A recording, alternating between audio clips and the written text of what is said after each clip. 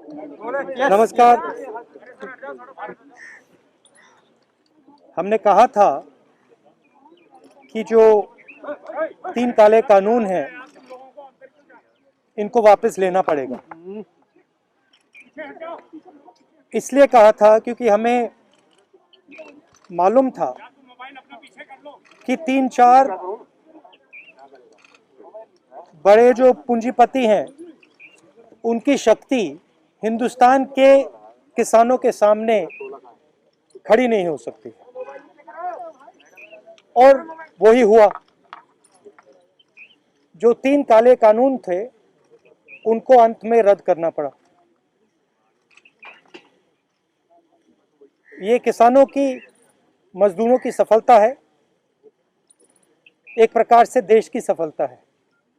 मगर जिस प्रकार से ये कानून रद्द किए गए, बिना कोई डिस्कशन, पार्लियामेंट में इसके बारे में चर्चा नहीं होने दी,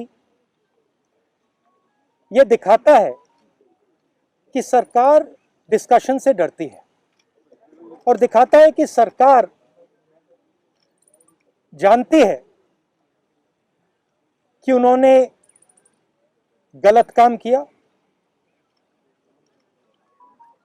और सरकार डरती है। डिस्कशन जो हमारे किसान भाई शहीद हुए उनके बारे में है, वो जो 700 किसान जिन्होंने अपनी जान दी उनके बारे में डिस्कशन होना था। डिस्कशन ये भी होना था कि ये जो किसानों के खिलाफ कानून बनाए गए, इसके पीछे किसकी शक्ति थी, कौन सी शक्ति थी, ये क्यों किए जा रहे थे, क्यों बनाए गए। डिस्कशन एमएसपी पे भी होना था, और जो किसानों की समस्या है उस पे होना था। लखीमपुर खेरी और इनके जो होम मिनिस्टर हैं उन पर डिस्कशन होना था, वो तो सरकार ने होने नहीं दिया। मगर सरकार के दिमाग में थोड़ा सा कंफ्यूजन है। वो सोचती है कि जो गरीब लोग हैं, किसान लोग हैं, मजदूर लोग हैं, उनमें कोई शक्ति नहीं है, उनको दबाया जा सकता है। और इस एपिसोड ने यह दिखाया है कि किसानों को, मजदूरों को, गरीब लोगों को, कमजोर लोगों को हिंदुस्तान में दबाया नहीं जा सकता। अंग्रेजी में बोल दूं? We had mentioned earlier that the farm laws would have to be withdrawn. And we had said it because we understood that the might of 3 or 4 large crony capitalists cannot stand against the might of the Indian farmer and the Indian laborer. And that has come true. What is unfortunate is how the bills have been repealed without any discussion, without any conversation. We wanted to have a conversation about the forces behind these bills, because these bills do not just reflect the view of the Prime Minister. These bills reflect the power behind the Prime Minister, the power of people and forces behind the Prime Minister, and that is what we wanted to discuss. Who actually is behind these 3 bills? What are the forces that are behind these 3 bills? We wanted to discuss MSP. We wanted to discuss Lakhimpur Kheri. We wanted to discuss the 700 farmers who died in this agitation. And unfortunately, that discussion has not been allowed. This is a reflection of the fact that the government is terrified of having this discussion. The government wants to hide.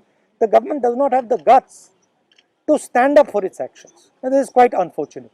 Sir, आप लोग इस पूरे आंदोलन में 2-3 मांग पहले भी थी आपकी, पहले जैसे कि एमएसपी की गारंटी मिले, दूसरी की जो गृह राज्य मंत्री हैं अजय मिश्रा टेनी, उनका इस्तीफा हो। क्या इस कानून को वापस लेने से अब आपकी ये मांग खत्म हो गई, या ये इस पर अभी आपका प्रदर्शन धरना या मांग? ये तो देखिए, ये जो 3 कानून थे, ये किसानों पर आक्रमण था, मजदूरों पर आक्रमण था। मगर किसानों और मजदूरों की जो डिफिकल्टीज हैं, मुश्किलें हैं, वो एमएसपी, कर्जा माफी, वो लंबी लाइन है, लंबी लिस्ट है, और वो अभी तक मतलब उनकी मांगे हैं और उनका हम समर्थन करते हैं। सर बीजेपी का ये कहना है सर कि जब प्रधानमंत्री ने राष्ट्र के नाम संबोधन में माफी मांग ली और अब जब तीनों कृषि कानून वापस हो गए लोकसभा और राज्यसभा में, तो डिस्कशन की जरूरत क्या है? तो फिर सांसद की क्या जरूरत है, उसको बंद कर देते हैं, बंद ही कर दो।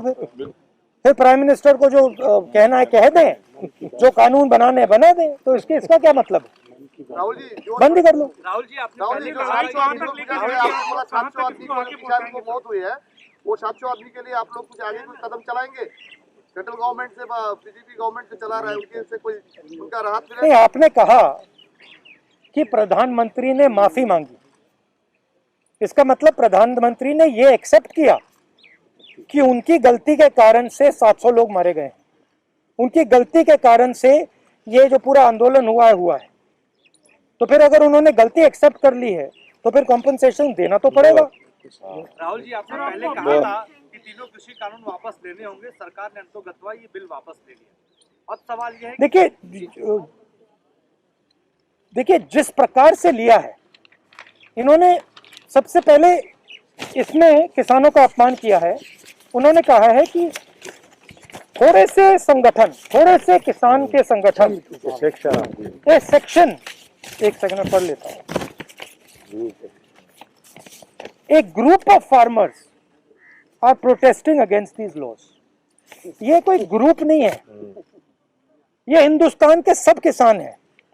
पहले आपने इनको खालिस्तानी कहा, अब आप इनको ग्रुप ऑफ फार्मर्स कह रहे हो। ये ग्रुप ऑफ फार्मर्स नहीं है, ये हिंदुस्तान के सारे किसान हैं और ये समझते हैं कौन सी शक्तियां इन पर आक्रमण कर रही है। सर आप लोग एमएसपी पे गारंटी की मांग कर रहे हैं, किसानों के लिए क्या की? क्योंकि किसान संगठन के नेता अभी भी बॉर्डर पर बैठे हुए हैं। राहुल गांधी जी क्या अपील करेंगे उन किसान संगठनों से, क्योंकि संसद में अभी नहीं, मैं किसान संगठन से क्या अपील करूंगा? उनसे कोई अपील करने की जरूरत नहीं है। मैं ये कह रहा हूं कि जिम्मेदार कौन है? जिम्मेदार किसान संगठन है क्या? उनने क्या गलती की है? उनके 700 लोग शहीद हुए हैं, उनको आपने मतलब 1 साल यहाँ बैठा रखा है, उनको घर नहीं जाने दिया आपने कहा कि गलती मेरी है, तो फिर आप कॉम्पनसेशन दो ना, और जो इनकी मांगे हैं उनको पूरा करो, एमएसपी पूरी उनको दो।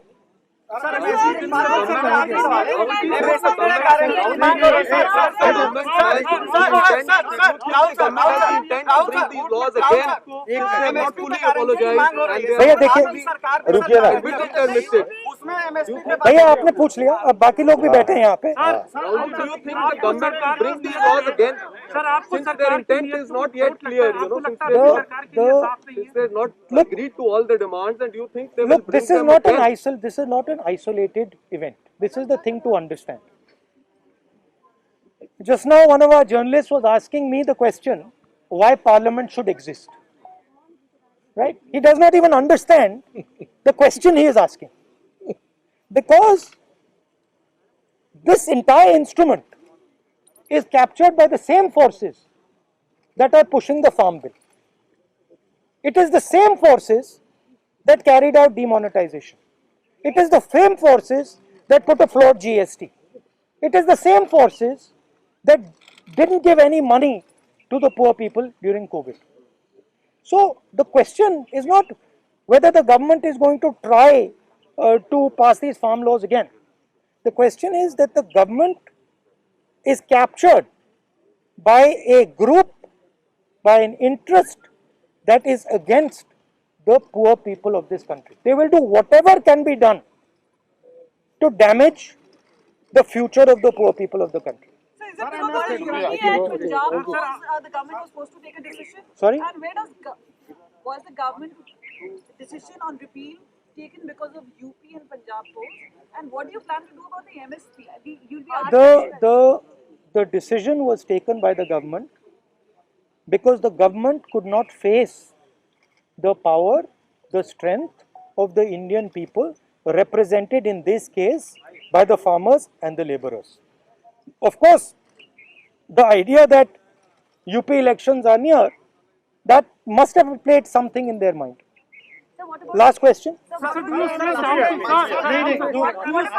the intention of the government? Because government is saying that they are fully in support of the farmers. That's why they are repealing the laws. Do you still doubt the intention So of the government? if they were fully in support of the farmers, what were they doing for the last 1 year? Why did it take 700 dead Kisans for them to repeal these laws? Why is the Prime Minister apologizing for what? If they've done nothing against the farmers, why is he apologizing? And on whose behalf is he apologizing? So the intention is bad. And as I mentioned just now, it is not, I mean, the Prime Minister is an instrument of these forces. The Prime Minister is the tool of these forces. These forces sit behind the Prime Minister. These forces capture the media and they pass laws like the farm laws. They do demonetization and they are inimical to the future of this country. Thank you very much.